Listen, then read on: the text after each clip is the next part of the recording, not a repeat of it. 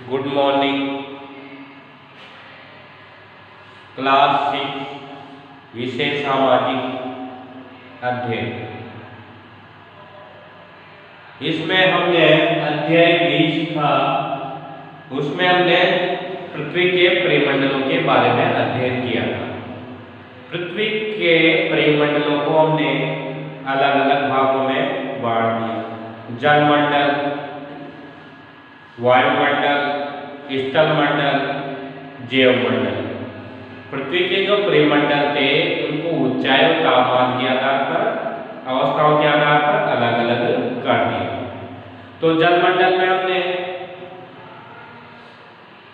महासागर पढ़े। महासागर में प्रशांत महासागर, हिंद महासागर, आर्कटिक महासागर, अंटार्कटिक महासागर, इनके बारे में अध्ययन किया। उसके बाद आया स्थल रूप। स्थल में हमने स्थल रूप, स्थल में देखो भारत का जो धरातल है, जो स्थल है वह एक समान नहीं है। कई ऊंचा है, कई नीचा है। जैसे पर्वत है तो पर्वत ऊंचे हैं, मैदान है, पठार है, समुद्र, मरुस्थल, समुद्र तट, ये सब किसके भाग है? स्थल के प्रकार है। उनमें से हम सबसे पहले स्थल रूप को हमने 3 भागों में बांट दिया। क्या 3 भागों में? ऐसे ज्यादा इसके मेन 3 भाग हैं: पर्वत, पठार और मैदान। अब पर्वत पठारों का निर्माण किस प्रकार हुआ? आपने देखा होगा ज्वालामुखी। क्या देखा है? ज्वालामुखी से क्या निकलता है? लावा निकलता है। लावा 2 प्रकार का होता है। लावा कितने प्रकार का होता है? 2 प्रकार का होता है, तरल और ठोस। जो ठोस लावा निकला उनके जमने से पर्वत का निर्माण हुआ, क्योंकि लावा में से मिट्टी, कंकड़ बाहर निकलते हैं। उनके धीरे धीरे जमने से और बाद में ठंडा होने से किसका निर्माण हो गया? पर्वत का निर्माण हो गया। अब पर्वत कैसा होता है? देखो, नीचे से चौड़ा होता है और ऊपर से क्या होता है? संकरा होता है। नीचे से पर्वत चौड़ा होता है। ये आपका धरातल है। आपका क्या है? धरातल है। तो पर्वत ऐसे होते हैं। कैसे होते हैं? ऐसे पर्वत होते हैं। पर्वतों के बीच में जो एक भाग होता है वो ढले कहलाते हैं। धरातल के ऊपर जो उभरी हुई आकृतियां होती हैं वो पर्वत कहलाते हैं। यानी पर्वत नीचे से चौड़ा होता है और ऊपर से संकरा होता है। पर्वत की आकृति कैसी होती है? नीचे से चौड़ा और ऊपर से संकरा होता जाता है। तो ज्वालामुखी से जो ठोस लावा निकला उनके जमने से पर्वतों का निर्माण हुआ। ये तो इसकी बनने की प्रक्रिया हो गई। जो कुछ पर्वत है, क्या है? कुछ पर्वत है जो अलग अलग महाद्वीपों में, महाद्वीप कितने थे? 7 थे। तो उनमें देखो आप हिमालय पर्वत जो एशिया महाद्वीप में, आल्प्स पर्वत है जो यूरोप महाद्वीप में है, रॉकी पर्वत है जो उत्तरी अमेरिका में, एंडीज पर्वत है दक्षिण अमेरिका में है। तो ये आपके पर्वतों के उदाहरण दे रखे हैं। तो हिमालय किस महाद्वीप में है? हिमालय पर्वत एशिया में है। आल्प्स पर्वत कहाँ है? यूरोप में है। रॉकी पर्वत कहाँ है? उत्तरी अमेरिका में है। एंडीज पर्वत कौन? दक्षिण अमेरिका में।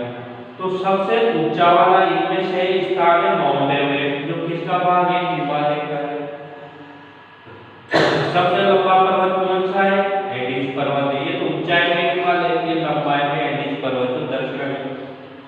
पर्वत देखो, पर्वतों पर हमेशा बर्फ जमी रहती है। पर्वतों पर क्या जमी रहती है? वर्ष भर बर्फ जमी रहती है। बर्फ जमने से अनेक प्रकार की आकृतियां बनती हैं। पर्वतों पर क्या बनती है? अनेक प्रकार की आकृतियां बनती हैं। झीलें बनती हैं, हिम नदी यानी हिम की नदी बनती है, झरने बनते हैं। जो बर्फ होता है वो तापमान बढ़ने पर धीरे धीरे पिघल पिघल कर बहने लगता है, तो उसकी आकृतियां बन जाती है झील के रूप में, हिम नदी के रूप में और झरनों के रूप में वो आकृतियां बना लेती है। पठार देखो, जो पर्वत होते हैं वो किस काम आते हैं? पर्वतों पर जंगल होते हैं, वन होते हैं, मानव बस्तियां तो होती नहीं है बहुत, वहाँ क्या होती है? वनस्पतियां होती है, जंगल होते हैं। तो वनों के खजाने पर्वत, सबसे ज्यादा वन प्राप्त होते हैं वनों पर्वतों पर होते हैं। पठार किससे बना? लावा के तरल लावा निकलने से, जमने से पठार का निर्माण हुआ। पठार मेज के समान होता है, यानी किसके नजदीक होता है? पर्वत के नजदीक बनता है। पहले तो पर्वत बना, पर्वत के बाद क्या बना? पठार बनता है। पठार धरातल से उभरा हुआ होता है, ये ऊबड़ खाबड़ होता है, एक समान नहीं होता। पठार एक जो ऊबड़ खाबड़ होता है, कहीं नीचा कहीं ऊंचा, समतल मैदान नहीं होता। 600 मीटर से अधिक ऊंचे होते हैं, कम से कम कितने? 600 मीटर से 600 मीटर से अधिक ऊंचे क्या होते हैं? पठार होते हैं। पठारों का क्या महत्व है? पठारों का महत्व खनिज निकालने में, खनिजों का जो अधिक उत्खनन होता है वो कहाँ से होता है? पठारों से होता है। यहाँ आबादी बहुत कम होती है, कृषि योग्य भूमि नहीं होती, या कृषि करते हैं, खेती करने योग्य भूमि नहीं होती। पठार किसके लिए काम आते हैं? खनिजों का उत्पादन करने के लिए काम आते हैं। तो 600 मीटर से अधिक ऊंचे होते हैं, 1500 मीटर तक भी होते हैं। 600 से लेकर 1500 मीटर तक भी पठार ऊंचे होते हैं। कुछ पठारों के नाम आपको दे रखे हैं।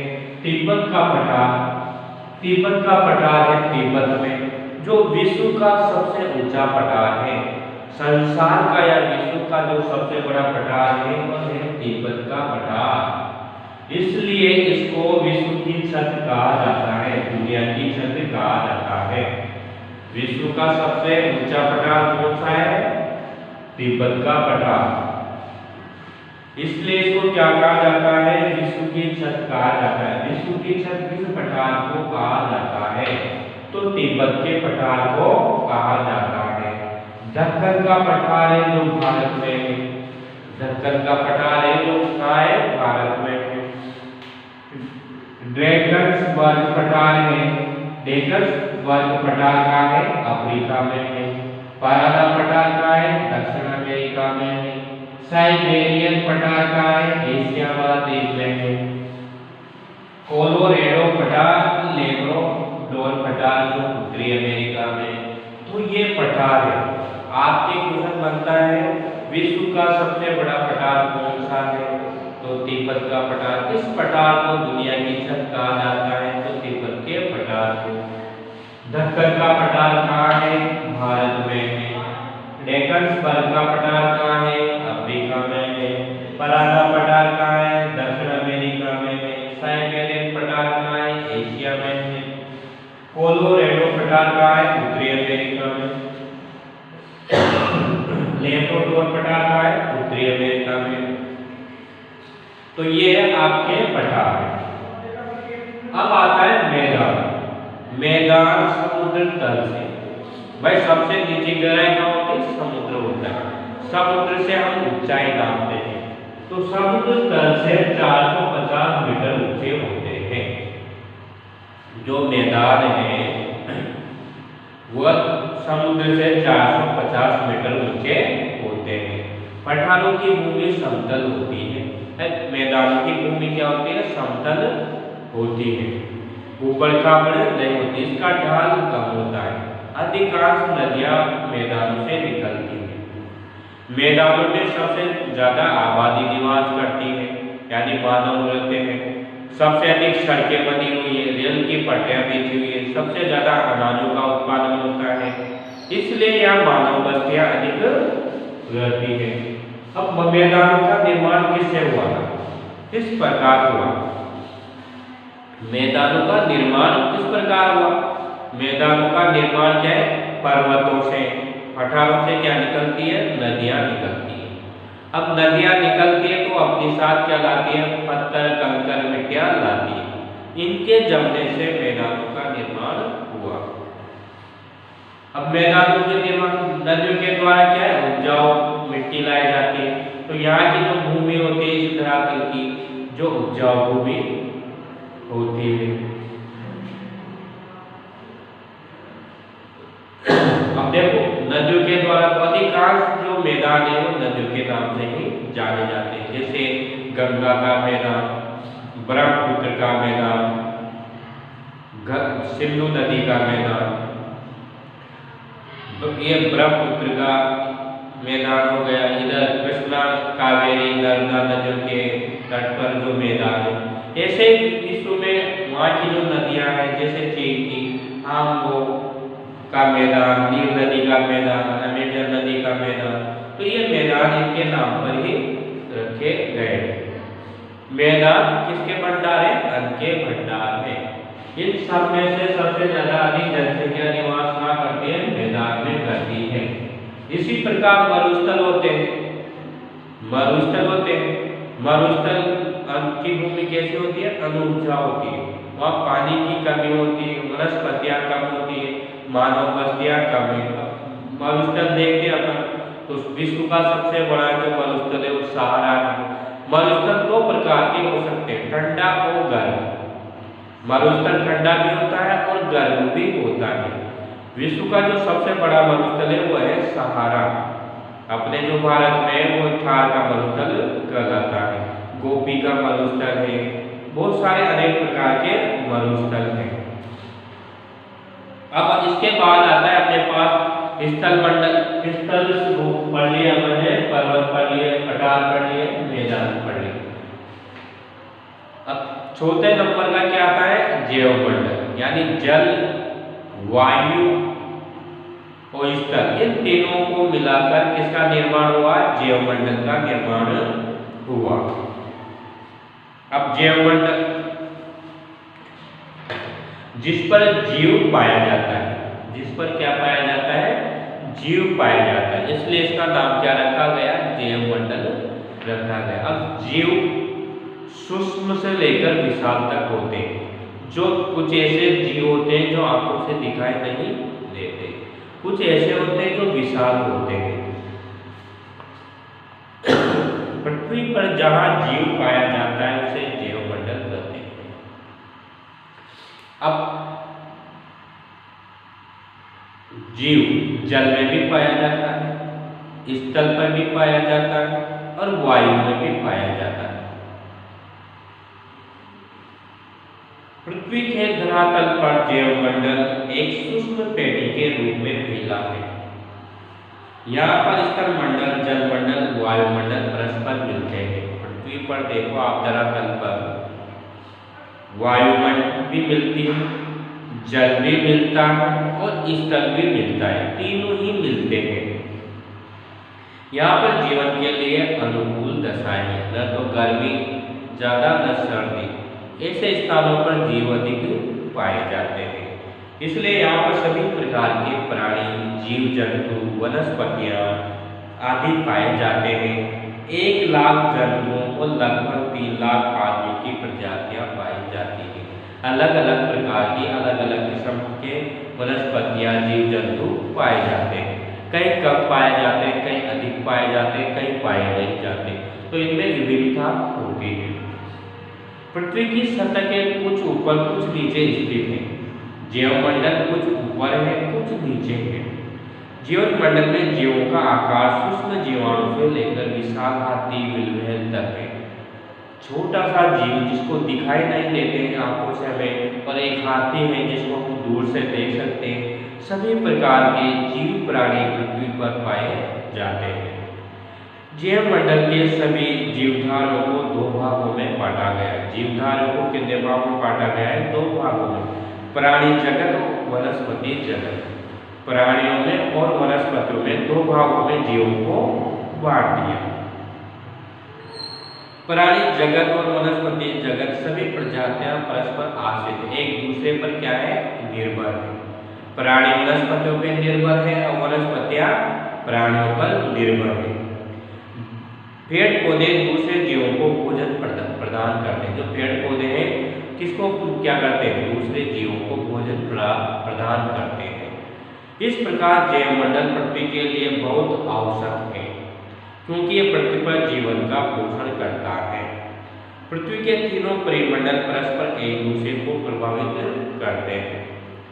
उदाहरण के लिए यदि आवास या खेती के लिए वनों को काटा जाता है, मान लो रहने के लिए और खेती करने के लिए जंगलों को काटते हैं, तो उसके बाद मिट्टी का कटाव अधिक होने लगता है। मिट्टी का क्या होने लगेगा, कटाव अधिक होने लगेगा। उससे क्या होगा, भूकंप और बाढ़ की स्थितियां बन जाएगी, प्राकृतिक आपदाएं आएगी, कुछ भाग पानी में डूब जाएंगे। आजकल स्थल मंडल, वायुमंडल और जलमंडल के बीच संतुलन बिगड़ रहा है। तीनों के बीच क्या हो रहा है, असंतुलन की स्थिति है। इस कारण है कि विभिन्न प्रकार के औद्योगिक कूड़े कचरे खुला में फेंक दिए जाते हैं, नदी नालों में प्रवाहित कर दिया जाता है। इससे भूमि जल के प्रदूषण की समस्या होती जा रही है। ताप विद्युत यंत्र वाहनों के उत्सर्जन पदार्थों से वायुमंडल में कार्बन डाइऑक्साइड की मात्रा अधिक हो जाती है, जिसके परिणाम स्वरूप पृथ्वी का क्या बढ़ता है, तापमान बढ़ता है। पहले सुना है आपने 35 तक तापमान आता था, 35-40 गर्मी के दिनों। आज देखो आप तापमान 50 डिग्री तक चल जाता है। जाने का कारण क्या है, एक तो वनस्पतियां थी, जो जंगल थे उनकी हमने सफाई कर दी, काट दी। ये कि जो यातायात के साधन है, इससे क्या निकलते हैं, कार्बन डाइऑक्साइड गैस निकलती। कार्बन डाइऑक्साइड गैस निकलने से पृथ्वी का क्या बढ़ता है, तापमान बढ़ता है। इस प्रकार जल, भूमि और वायु के प्रदूषण के परिणाम स्वरूप समस्त पर्यावरण इतना दूषित हो गया है कि मानव का अस्तित्व खतरे में पड़ गया है। आज पर्यावरण के विघटन से बचाने की आवश्यकता है, ताकि भावी पीढ़ियों का जीवन सुरक्षित हो सके। अब आता है वायुमंडल। हमारी पृथ्वी के चारों ओर गैस की एक परत घिरी है, उससे हम क्या कहते हैं, वायुमंडल कहते हैं। जो पृथ्वी है उसके ऊपर गैसों का एक आवरण है। अब गैसों में अनेक प्रकार की गैसें होती है। नाइट्रोजन सबसे ज्यादा गैस होती है, नाइट्रोजन 78%। तो वायुमंडल के बारे में हम कल अध्ययन करेंगे।